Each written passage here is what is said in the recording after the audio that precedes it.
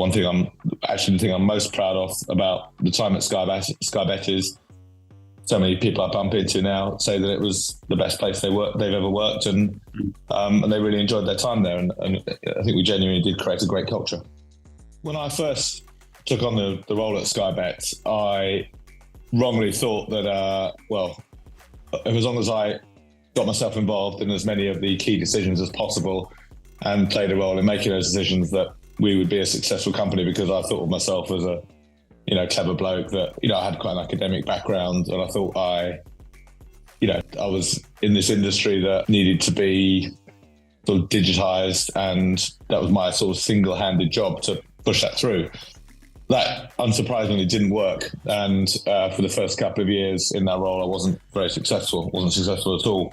I mean, change is hard to do, particularly if you've had, a stellar academic and professional career at that point. I mean, how did you manage that transition to become a very different executive? Firstly, I had to make it work, because I'd moved my family up to Yorkshire, and it wasn't working. So I couldn't carry on like I was, because we weren't being successful. I couldn't leave the job because there was no other jobs in Yorkshire for me. So I had to make it work. And I was fortunate enough to have, I got some executive coaching at that time. I had a very good team that was very willing to tell me what I was doing wrong, which was a real positive, and I'm grateful to them. The combination of those things helped me make the change. It was good for me and good for the company. So what was your role as a CEO in setting the acquisition strategy and setting the retention strategy and in setting the team optimization performance strategy? How involved were you versus your HR team leaders? I was 100% involved. You are playing a role, and you're setting an example. And I think the person at the top, and then that perpetuates down the company, does drive the culture. And it's very little to do with, what benefit package you give is only it's one sign of how you are as a leader and how you are as a company. But in and of itself, it's not the most important thing. The most important thing is the behavior that you show and the way that gets modeled throughout the company. So many founders and leaders have difficulties with the HR function. And I think that's because the HR function doesn't necessarily see itself as needing to drive the business forward like the marketing function would or the tech function would. So the HR function needs to get on board with that. But also, I think sometimes people outside the HR function can expect too much of the HR function, almost think they're going to be able to outsource any people management to the HR function. Any difficult conversation has to happen, or any recruitment or any firing needs to happen, or any training. The HR function can take care of that. I don't think that should be the way it works either. Managers have to manage and not expect the HR function to do it for them. Is there a percent? I remember Paul Lieberman from DraftKings, when we were in both DraftKings and GeoComply were just going through crazy growth. I would talk to him about these kind of challenges we were facing at the same time. And I once complained to him that I'm spending like 20-25% of every working hour focused on recruiting people and getting them onboarded. And he said to me, it's not enough. What are you doing with the other 75%? Yeah, I was going to say, what are you doing with the other 75%? He said it's not enough. It's got to be at least 50% of your time has got to be on recruitment. I totally agree with that. Maybe not always recruitment, but certainly on team building. Right.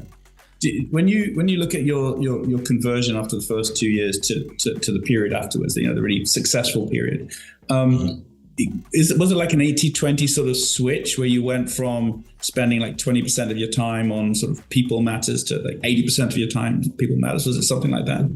Yeah, I think that's right. I think that would be pretty much exactly, if you can measure these things, the split. Yeah. If anything, it was probably more 10-90 to 90-10. Wow. Yeah. And just the shift in mindset from, it's not my job to solve the problem. The intellectual challenge was the people challenge rather than the product challenge or the marketing challenge. That it was a complete shift. And that was the right thing to do.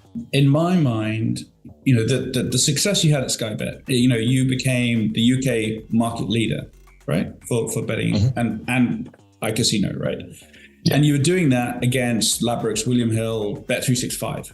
you really dominated brand awareness. You dominated in terms of GGR and actual players. And the narrative that often goes with that story is that, well, it was down to the relationship between Sky that had all the sports broadcasting rights, and you just put a betting engine behind it.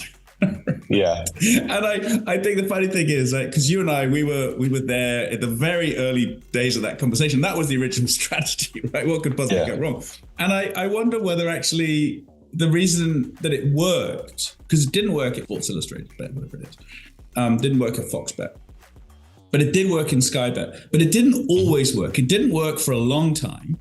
And then there's your, Road to Damascus conversion where you split from 1090 to 9010.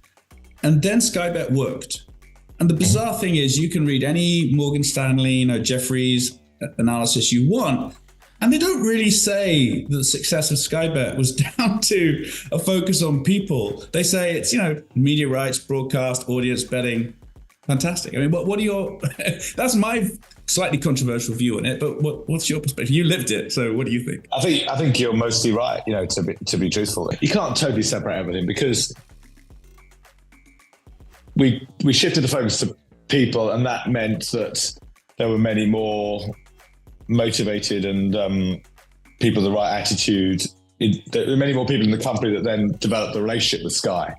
So it wasn't that the relationship with Sky wasn't important. It was that we weren't making the most of the relationship with Sky because because I wasn't building a team that were capable and motivated enough to make the most of it. So it's not like you can completely separate things. There was something in the relationship with Sky always, and there was, but we weren't making the most of it because we didn't have the team to deliver on it. So once we did build the team to deliver on it, then we started to make the most of the relationship with Sky. When you're talking to new founders that are really early into their experience, do you have like a set series of things you really feel are the most important tips to give them and piece of advice to give them? Make sure you're spending enough time on the team and making sure the right people are, your team are the right people doing the right jobs and getting on with each other.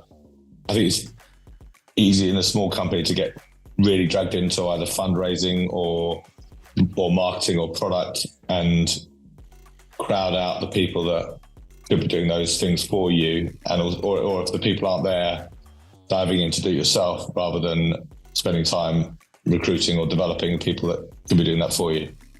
You need the raw materials plus the strong culture and individuals, and then you've got a good chance of success. Without either of those things, you can't succeed. And the culture and people is more important than almost all of the components.